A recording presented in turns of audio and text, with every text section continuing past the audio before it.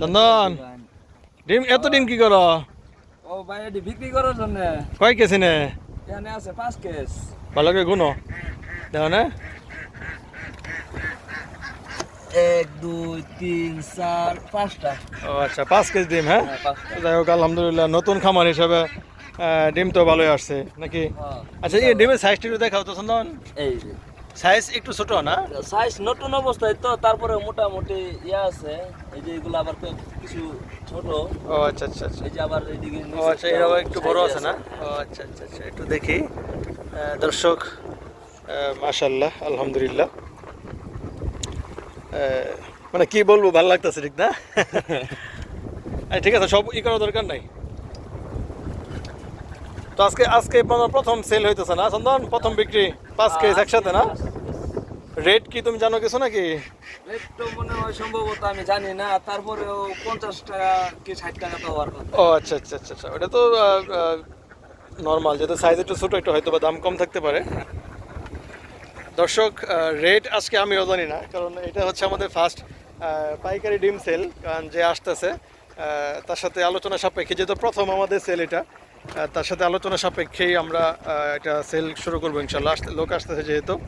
আর চন্দনের অনুভূতি তো আমরা মোট কথা হচ্ছে সুন্দর মনোরম পরিবেশের সাথে আমরা আসলে হাঁস পালন করে থাকি, এবং হাঁসকে যেমন সুস্থ রাখার চেষ্টা করি, তো হাঁসের পাশাপাশি ডিমগুলোও কিন্তু যখন এরকম আবদ্ধ জায়গায় না রেখে বাতাস আলো বাতাস সব কিছু নিয়ন্ত্রণে থাকে, তখন কিন্তু ডিমের ভিতরগত অবস্থা খুব ভালো থাকে না চন্দন? আলো বাতাসের মধ্যে ডিম খুব ভালো থাকে আর কি। ঠান্ডা জায়গা তো। ও ঠান্ডা জায়গা। আর নিচে তো একবারে ঠান্ডা ঠিক না, কারণ ডিম তো আমাদের এখানেই থাকে। নিচে থেকে বাতাস ওঠে, নিচে থেকে তো ফাঁকা পানি, উপরে চারোখানে এরকম বাতাস আসে। ঠিক আছে চন্দন, আয়সা পড়ো। আমরা যেহেতু লোক আয়সা পড়তেছে ঠিক না, আমরা যত দ্রুত আসলে দিতে পারি, কারণ যেহেতু আমাদের অনেক কাজ আছে। মাত্র হাঁসকে খাবার দেওয়া হলো, হাঁসের খাবার দেওয়ার পর আমরা ডিমগুলা মাত্র গুছাইলাম। চন্দন এমনিতে দৈনিক ডিম এখন কয়টা হওয়া শুরু হয়েছে? এখন তো 30টা 35টা এরকম বা 40টা। ও আচ্ছা, মানে 30 থেকে 40-এর মাঝামাঝি এখন ডিম আছে না? ও আচ্ছা আচ্ছা আচ্ছা। আর হাঁস তো আলহামদুলিল্লাহ আমরা গণনা করে পাইলাম 500। তাহলে 500 হাঁস থেকে আমাদের ডিম আসতেছে 30 থেকে 40, যেহেতু মাত্র শুরু হয়েছে। আর এই প্রথম আমরা কেজ আকারে ডিম সেল করতেছি পাইকারদের কাছে, এটা একটু ভালো লাগার বিষয় বেশি চন্দন নাকি? হ্যাঁ তা তো অবশ্যই, একবারে এতগুলো আচ্ছা আচ্ছা আচ্ছা আচ্ছা।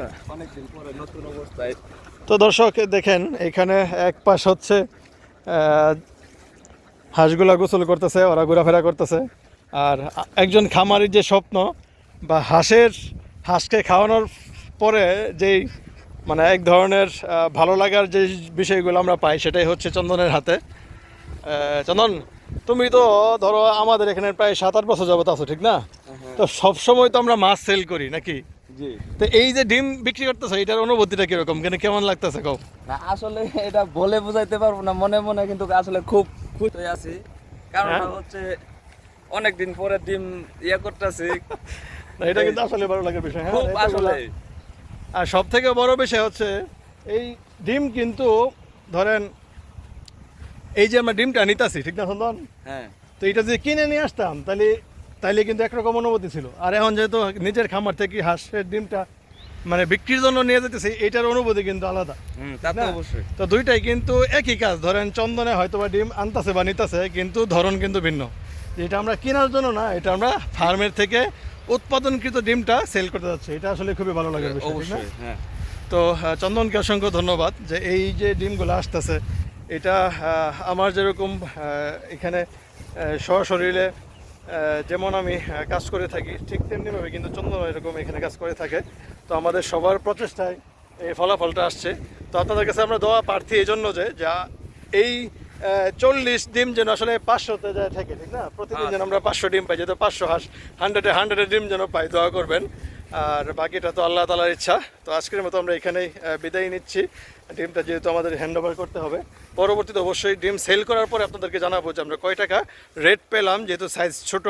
এই ফার্স্ট আমাদের পাইকারি ডিম সেল হচ্ছে। তো আমাদের জন্য সবাই দোয়া করবেন, সবাই ভালো থাকবেন, সুস্থ থাকবেন, এই আর কি। আল্লাহ হাফেজ।